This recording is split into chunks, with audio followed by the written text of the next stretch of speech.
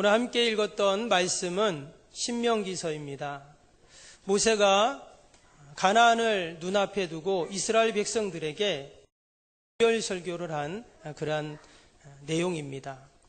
모세가 이제 이 신명기 말씀을 선포하고 나서 한 달 정도 있다가 그렇게 죽게 되죠.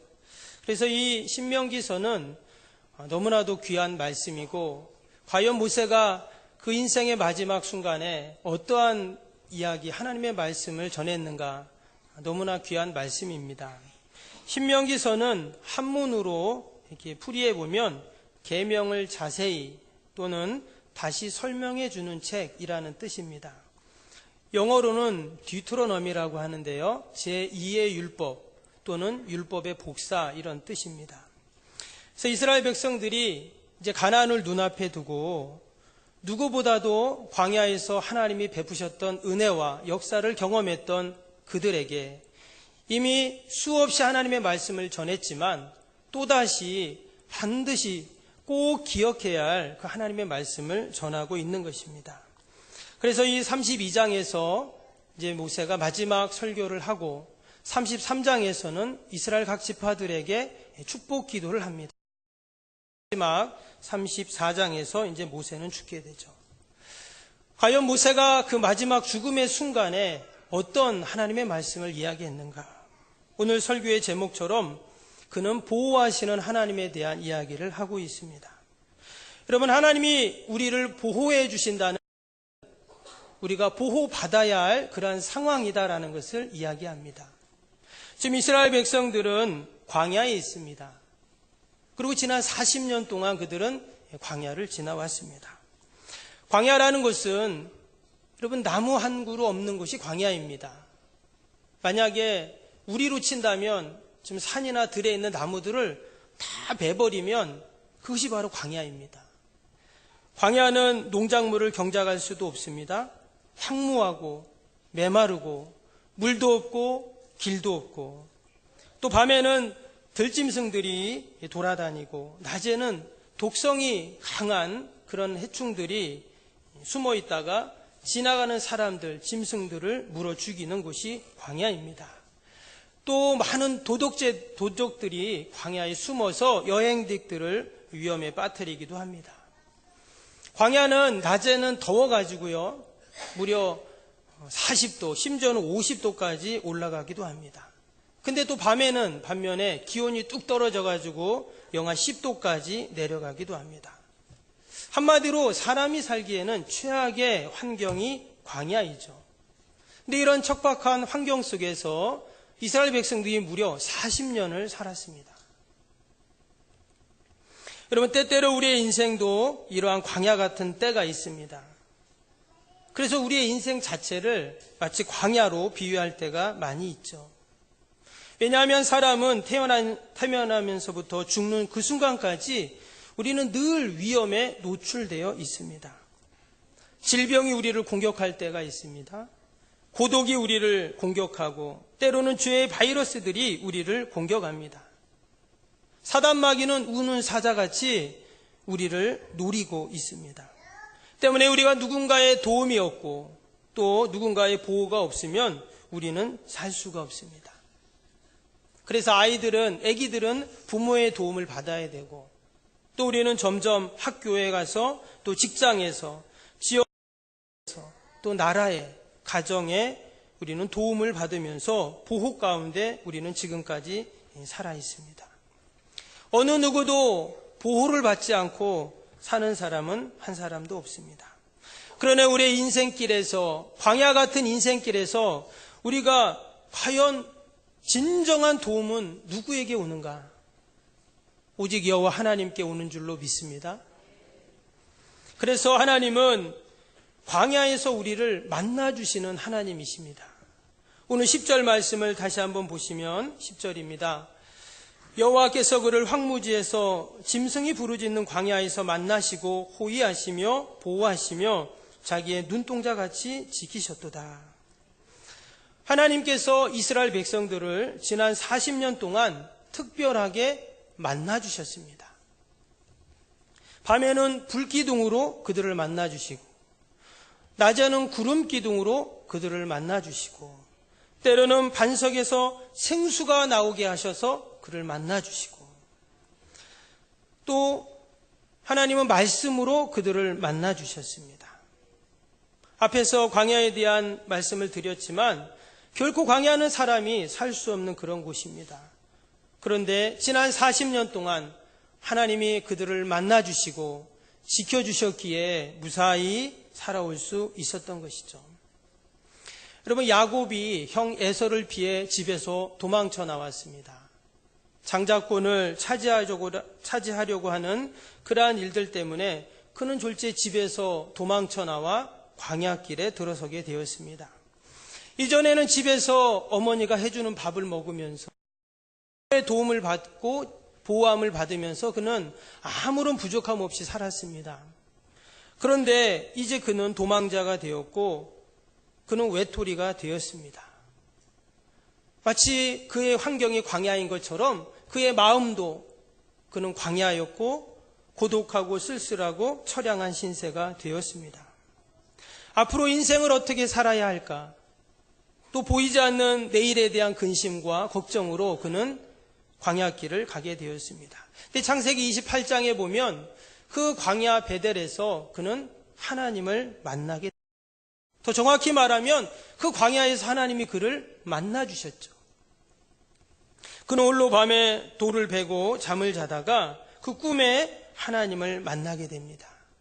그때 하나님이 야곱에게 이렇게 말씀합니다. 창세기 28장 15절에 보면 내가 너와 함께 있어 내가 어디로 가든지 너를 지키며 너를 이끌어 이 땅으로 돌아오게 할지라 내가 내게 허락한 것을 다 이루기까지 너를 떠나지 아니하리라. 그 인생의 광야에서 야곱은 하나님을 만나게 됩니다. 하나님을 만나고 하나님께서 내가 너와 함께 해주겠다 이런 약속을 받게 됩니다. 이것은 오늘날도 동일합니다.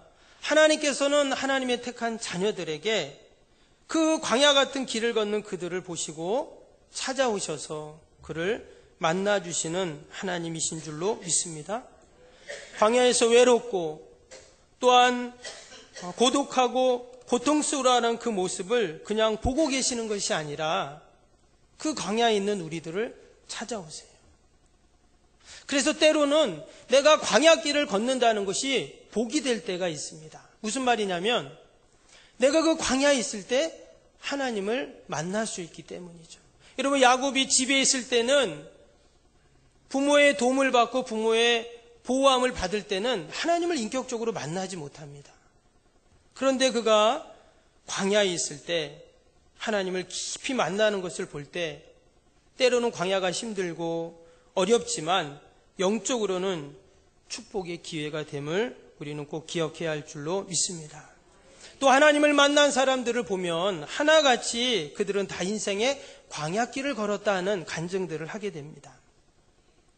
인생이 실패하고 나의 계획이 무산되고 더 이상 길이 없다라고 생각될 때 여러분 그때가 하나님이 나를 만나시는 시간인 줄로 믿습니다.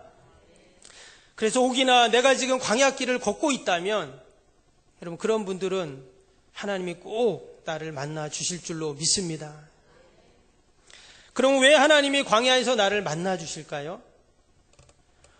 그것은 하나님이 나를 보호해 주시기 위해서 만나십니다. 우리 10절을 다시 한번 보시면 여호와께서 그를 황무지에서 짐승이 부르짖는 광야에서 만나시고 호위하시며 보호하시며 자기의 눈동자같이 지키셨도다.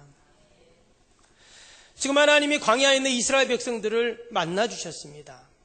근데 만나셨는데 만나서 뭐라고 했냐면 호위하시며 보호하시며 자기 눈동자같이 지키셨도다 이랬어요. 근데 이 단어들은요 사실 다 의미는 같은 단어입니다. 보호했다라는 그러한 단어예요. 광야는 위험한 곳이기에 보호를 받아야 한다고 했죠. 그래서 하나님께서 그들을 보호해 주시는 것입니다.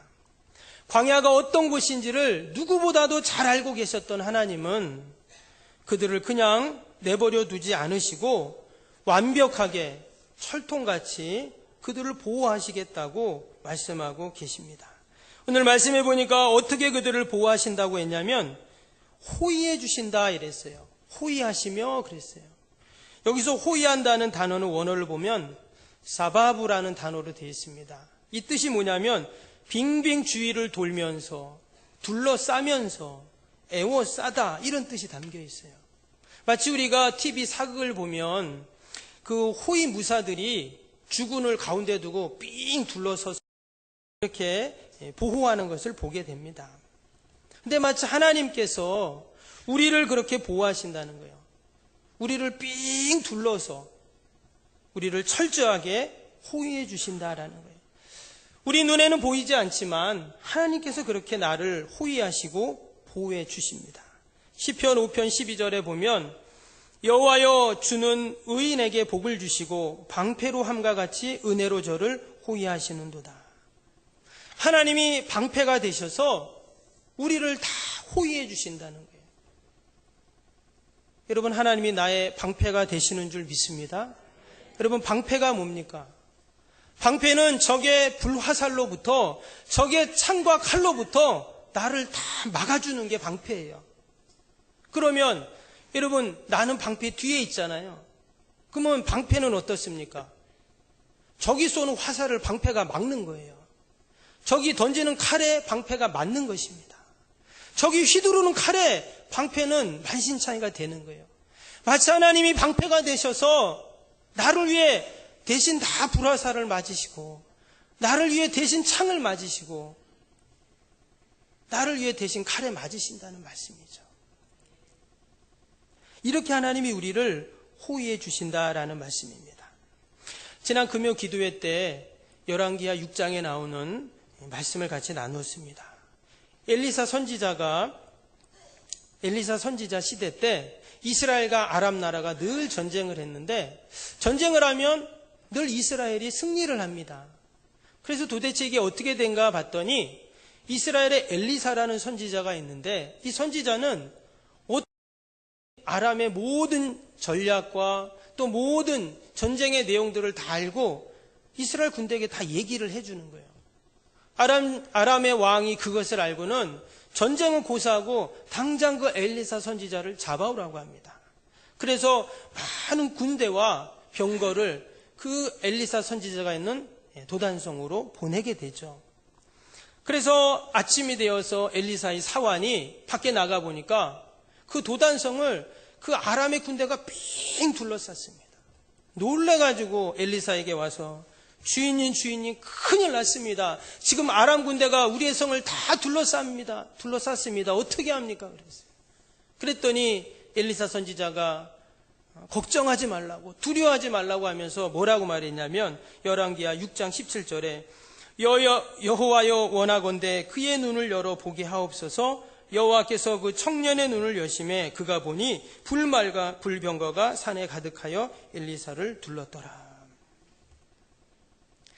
불말과 불병거, 하나님이 보낸 군대죠. 엘리사를 삥 둘렀다는 거예요. 여기서 그 엘리사를 둘렀다는 그 단어가 오늘 여기 호위한다는 단어, 사바부와 같은 단어입니다. 불말과 불병거, 하나님의 군대가 하나님의 택한 백성을 꼭 지키기에 그 적군의 화살 하나도 도단성으로 쏘지 못하는 것이죠. 오히려 아람의 군대, 그 모든 군사들이 눈이 멀어서 결국은 이스라엘이 승리하는 역사가 일어납니다. 이처럼 하나님이 호위해 주시면 털끝 하나 다치지 않고 늘 승리하는 은혜와 역사가 있는 줄로 믿습니다. 21장 5절에 보면 우리를 향하신 하나님의 보호하심을 이렇게 말합니다. 새가 날개치며 그 새끼를 보호함같이 나 만군의 여호와가 예루살렘을 보호할 것이라. 그것을 호위하며 건지며 뛰어넘어 구원하리라 하셨느니라. 하나님께서 택하신 백성들을 지키시고 보호하시는데 어떻게 보호하시냐? 마치 그 어미새가 그 새끼들을 꼭 날개로 품는 것처럼 그렇게 우리를 지키시고 보호하신다고 말씀하고 계십니다. 우리의 육적인 눈에는 보이지 않지만 그러나 하나님은 늘 하나님의 택한 백성들을 그처럼 지키시고 호위하시고 보호해 주시는 줄로 믿습니다. 또 하나님은 어떻게 보호하시냐면 오늘 10절에 보니까 돌보신다 이렇게 말씀하고 계십니다. 하나님께서 우리를 보호하신다고 할 때 여러분 그 보호한다는 말을 영어로 보면 care for라고 되어 있습니다. 그것은 돌본다 또는 간호한다 또는 관심을 갖고 본다 이런 뜻이죠. 그래서 하나님께서 우리를 보호하실 때 마치 우리를 간호하듯 요양원에서 어르신들을 돌보고 간호하듯 그렇게 우리를 돌보시고 관심을 갖고 보신다는 거예요. 세심하게 우리를 보호하신다 이런 뜻입니다. 마치 엄마가 갓난아기를 돌보는 것처럼 아기가 엄마 젖을 잘 빨고 있는지 또 잘 소화시키고 있는지 엄마는 늘 보죠. 예전에 저희도 첫째 아기 태어나서 이제 얼마 안 됐는데 한두 달 됐나? 이제 젖을 먹이면 그 다음에 꼭 아기는 트름을 시켜야 되잖아요. 누가 그런 말을 하더라고요. 젖을 먹으면 꼭 트름을 시켜야 된다는 거예요. 아니면 아기가 그게 체해가지고 큰일 난다. 그 얘기를 하더라고요. 그래서 그 생각이 들어가지고 제가 아기 엄마가 젖을 먹이고 제가 이렇게 이제 이렇게 등을 두드려 주는데 빨리 트름을 안 하는 거예요. 그래갖고 왜 안 하지? 트름 해야 되는데. 그러면서 이제 그땐 초보니까 아무것도 모르잖아요. 그래갖고 막 등을 또 때리는 거예요. 근데 트름을 안 해요. 그래갖고 막 계속 때리는 거예요. 그랬더니 난 애기가 울더라고요. 아파서. 그랬더니 애기 엄마가 이건 애를 보는 게 아니라 잡는다고 하면서 애를 데리고 가더라고요. 그리고는 좀 있으니까 바로 하고 트름을 하는 거예요. 그래서 이게 엄마와 아빠의 차이입니다. 여러분 이처럼 하나님은 늘 우리를 돌보시고 또한 우리를 노심초사 보호하시는 그런 하나님이신 줄로 믿습니다. 출애굽해서 이스라엘 백성들이 지난 40년 동안 그렇게 하나님은 늘 그들을 돌봐주시고 보호해 주셨습니다. 그들이 배고플 때쯤 되면 하나님은 만나와 메추라기를 내려주셔서 그 굶주리지 않도록 해주시고 낮에는 그 40도 50도 뜨거운 그 더위를 식힐 수 있도록 구름 기둥을 만들어 주셔서 마치 이동형 에어컨이죠. 그늘을 탁 서늘하게 만들어 주셔서 광야를 지나가게 하시고 또 밤에는 추우니까 이동형 난로를 또 탁 만들어 주시잖아요. 불기둥을 만들어 주셔가지고 그렇게 또 따뜻하게 그들이 감기 걸리지 않고 광야에서 저체온증으로 생명의 위협을 느끼지 않도록 따뜻하게 해주신 거예요. 근데 제가 이 포항을 보니까 이 포항은 정말 하나님이 사랑하시는 도시예요. 저쪽 포스코 있는 쪽에 가보니까 여기는 정말 구름기둥하고 불기둥이 포항에는 있더라고요. 낮에는 그 굴뚝에서 막 구름이 확 그 밤에 한번 지나가 봤더니 정말 그냥 불기둥이 막 올라가더라고요. 깜짝 놀랐어요, 제가. 야, 여기가 성경적인 도시구나. 제가 이렇게 느꼈습니다. 예. 도시 공기는 좀 안 좋아지겠지만 제가 그걸 보면서 맞다. 하나님께서 늘 우리를 이처럼 구름 기둥으로 불기둥으로 우리 광야 같은 인생을 지켜주시지 하는 그런 마음이 들었습니다. 이처럼 하나님은 늘 하나님의 택한 백성들을 세심하게 보호하시는 줄로 믿습니다. 먹을 것을 챙겨주시고 또 잠자리와 또 여행길을 모든 환경들을 하나님은 다 돌봐주십니다. 그래서 지난 40년 광야길을 살 수가 있었어요. 우리가 지금까지 살아온 인생도 내가 그냥 살아온 것 같고 내가 잘해서 살아온 것 같고 내가 열심히 해서 살아온 것 같지만 그렇지 않습니다. 하나님이 늘 지켜주셨고 늘 우리를 보호해 주셨고 호의해 주셨기에 우리가 지금 이 자리에 있는 줄로 믿습니다. 마지막으로 하나님은 또 우리를 어떻게 보호하시냐면 우리를 지키시며 보호해 주십니다. 오늘 10절 마지막 절에 보니까 자기의 눈동자같이 지키셨도다 이랬어요. 하나님의 눈동자같이 지키신다. 그러면 우리의 눈이 얼마나 예민합니까?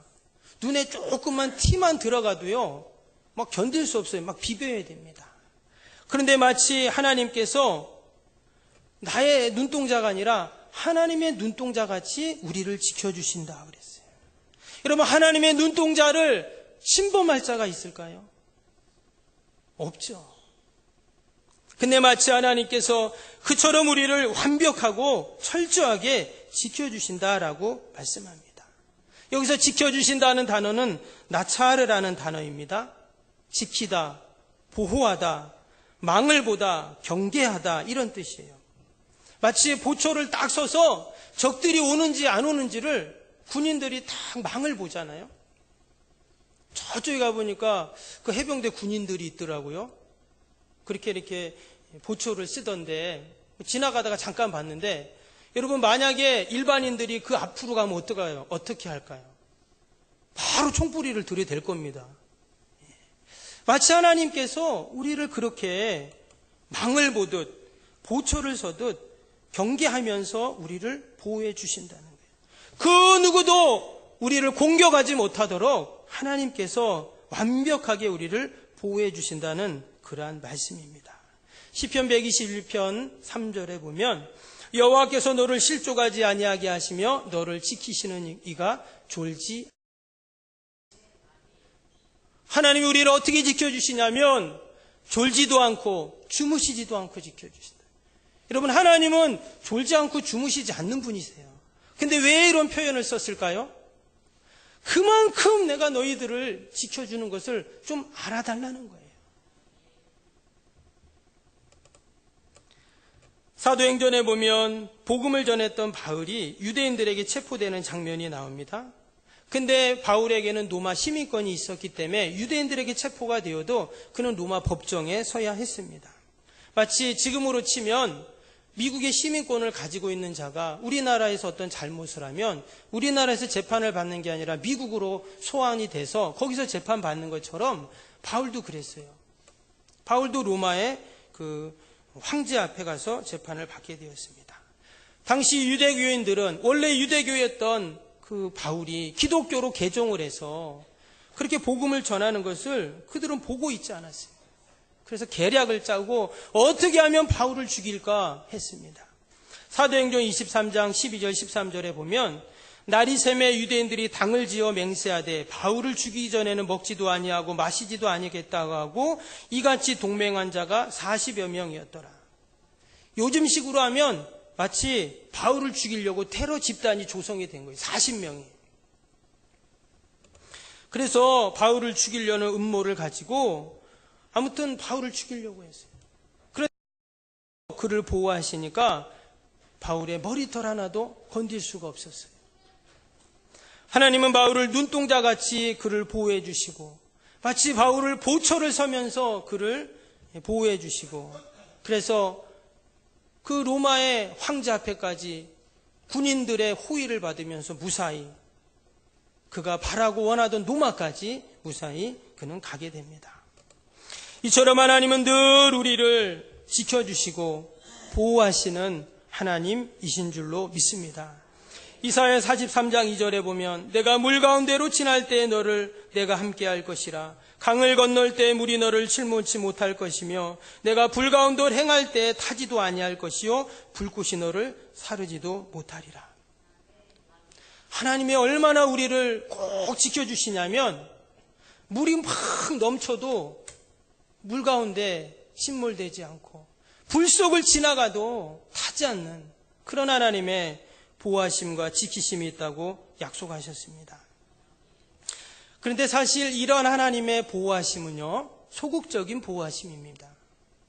정말 하나님이 우리를 보호하시는 적극적인 보호하심은 오늘 11절에 나옵니다. 11절 보시면 마치 독수리가 자기의 보금자리를 어지럽게 하며 자기의 새끼 위에 너풀거리며 그의 날개를 펴서 새끼를 받으며 그의 날개 위에 그것을 엎는 것 같이.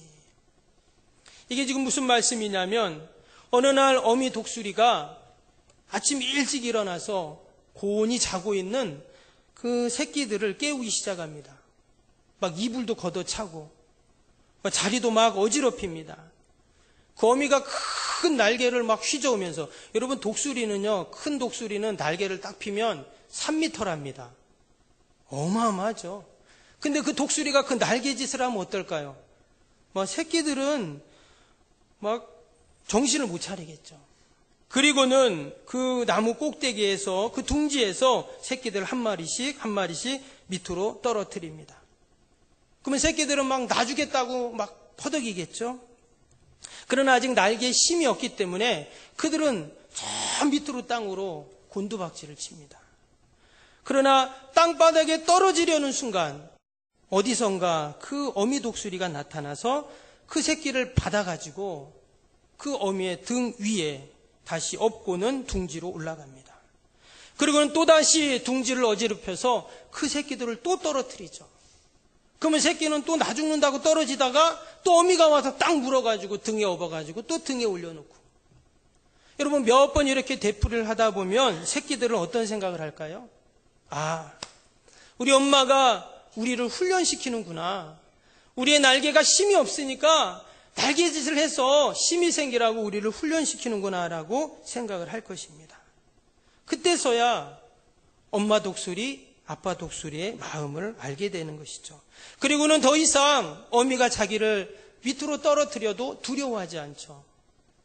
왜냐하면 그들은 여전히 날지 못하지만 땅에 떨어져 죽지 않도록 어머니가, 그 아버지 독수리가 자기들을 지켜줄 것을 알기 때문입니다. 동일하게 하나님께서는 우리가 땅바닥에 떨어져서 내동댕이 처지도록 버려두시는 하나님이 아니십니다. 하나님은 늘 주의 날개 품으로 우리를 품어주시고 안아주시고 또한 보호해 주시는 하나님이신 줄로. 근데 하나님이 우리를 이처럼 보호하시는 이유가 있습니다. 오늘 9절 말씀인데요. 9절을 보시면 여호와의 분깃은 자기의 백성이라 야곱은 그가 택하신 기업이로다. 여기 보면 여호와의 분깃, 여호와의 몫이라는 그러한 말씀이 나옵니다. 여러분 여호와의 기업이라는 것이 뭡니까? 하나님이 우리를 여호와의 분깃으로 그의 택하신 기업으로 여기신다고 말씀을 하고 있어요. 하나님이 우리를 지키시고 보호하시는 이유가 바로 이것 때문에 우리는 다 하나님의 백성이고 하나님의 소유된 하나님의 자녀들이기 때문에 그런 것입니다. 여러분 사람들은 다 자기의 것을 소중히 여깁니다. 혹이라도 옆집 사람이 여러분 우리 땅에 넘어오면 어때요? 담벼락이라도 좀만 넘어와도 가만히 안 있죠. 측량을 하고 신고하고 또 소송을 걸고 난리가 납니다. 왜냐하면 내 것을 지키기 위해서 그런 거예요. 하나님은 우리를 이처럼 눈동자처럼 보호하시고 또 세밀하게 보호하시는 이유가 여기에 있습니다. 왜냐? 우리들은 하나님의 분깃이고 하나님의 기업이기 때문에 우리는 다 하나님의 소유이기 때문에 하나님이 우리를 지켜주시는 것입니다. 혹이나 하나님의 백성들이 광야길을 걸을 때가 있습니다. 그러나 하나님은 여전히 하나님의 소유된 백성들을 지키시고 보호해 주십니다. 그래서 광야길에서 우리를 만나주시고 광야길에서 우리를 보호해 주시고 우리를 지켜주시는 줄로 믿습니다. 한 주간도 우리의 가정과 자녀와 일터와 우리의 모든 소망과 계획을 보호하시는 그 하나님을 만나는 저와 여러분이 될 수 있기를 바랍니다. 기도하겠습니다.